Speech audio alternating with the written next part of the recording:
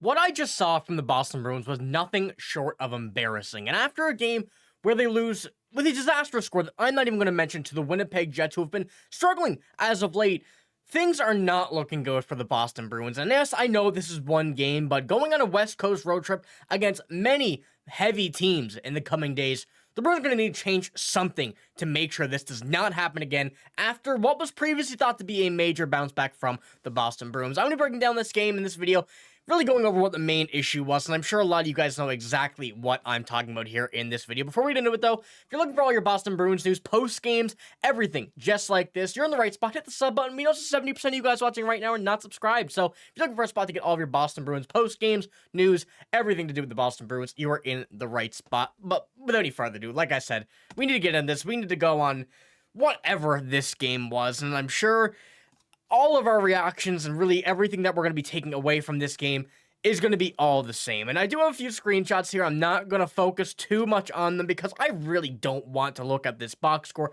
I don't want to look at the stat card. Nothing about me wants to look at this game, but this is a game that we're going to have to learn from and take away from. And looking at this, as you see, the one goal coming from David Pastrnak here, and really I have nothing to show at all from the box score.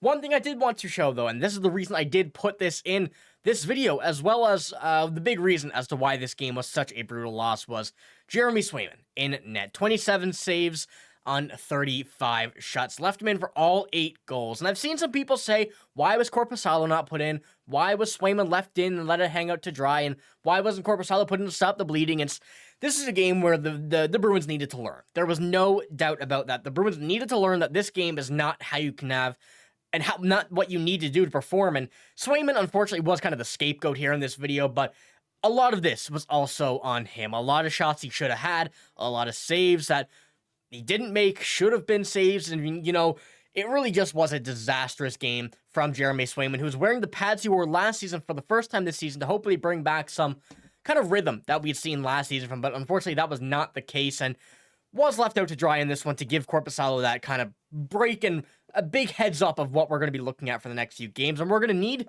Joonas Korpisalo to step up in the next few games, because I don't think we're going to see Jeremy Swayman as much as we probably should be for the next few weeks at least. But next to the stat card as well, I want to give a kind of shout out to Jordan Oesterle king at the top of this, and although it is not too high on the score, only 2, still, great game from Oesterle and McAvoy. Good to see those guys kind of get back to the top rather than being in the middle to lower tier bottom. Not going to say it's a great game from really anybody on this team, but the fact that we're seeing them there above many other players and stay on the positive side of things is something that we can at least take away a positive from. But also on this, stat card, I really don't think there's much to kind of regard with the bottom. Of course, there's going to be a lot of negatives on the defensive side of things and on the offensive side of things, just due to the score, just due to being a plus-minus on the night. In most cases, going to be a minus. But apart from that, really was not anything special from the Bruins standpoint of things. But there was a few things that I wanted to take away from this game that, as I mentioned, are going to be a bit positive, and one of those being Joe Sacco.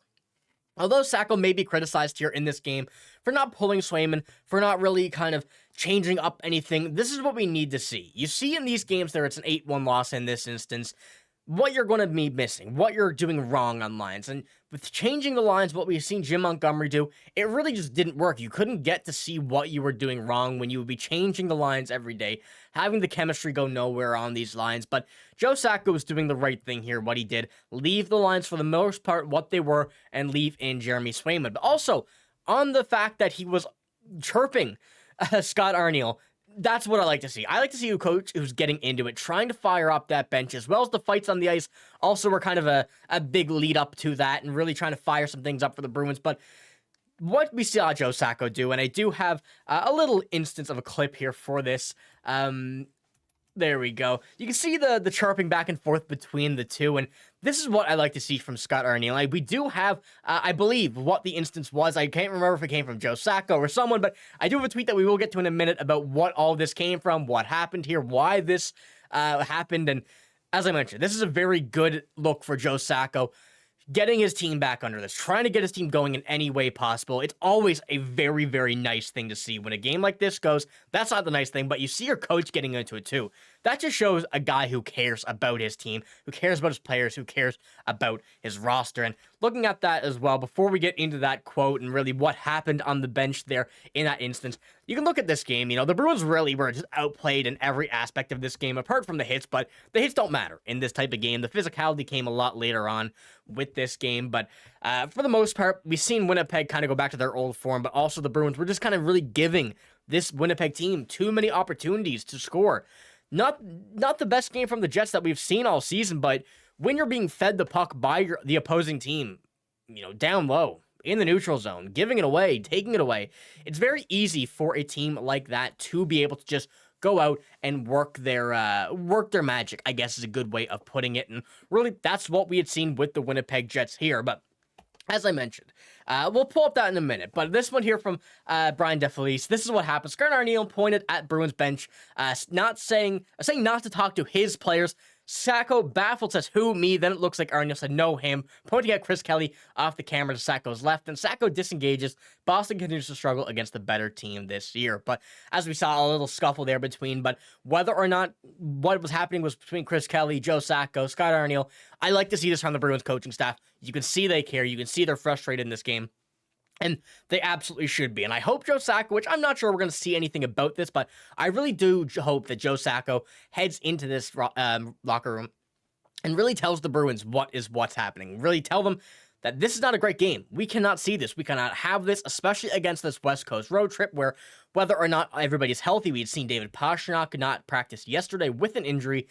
But still, you can't, that's not an excuse. You can't let these games go away from you like this. This is going to take a lot of momentum out of this road trip, and we need to see a Bruins bounce back while we're on this trip, just because we cannot afford to drop more games against the West Coast and then heading back into the Atlantic and Metro games.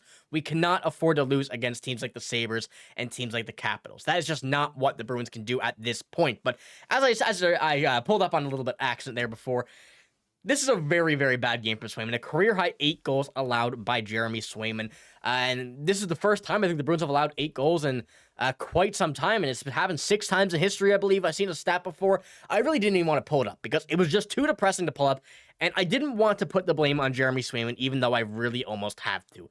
A lot of these goals, a lot of this game was on Jeremy Swayman, as I mentioned. And I'm getting to a point now where I can't really say that all of this is coming off not having a preseason. We've seen Swayman enough in this season to be able to get his feet back under him, get back into a regular aspect of the game, and it really does seem like Swayman has been not himself. He's been struggling, whether or not the money is getting to his head, whether or not he don't really care anymore because he has a contract, although I do not think that is the case. It is just a struggle right now for Jeremy Swayman, and we hope that we can turn this around as soon as possible. And this game was most certainly not the right option or the best game for that instance. So let me know what you think about this game. And obviously, it was not the one we wanted to see, but let me know. Do you think this is a team problem? Do you think this is Jeremy Swayman? What do you think about Sacco's kind of, screaming on the bench at the Scott Arniel, the Winnipeg Jets coach?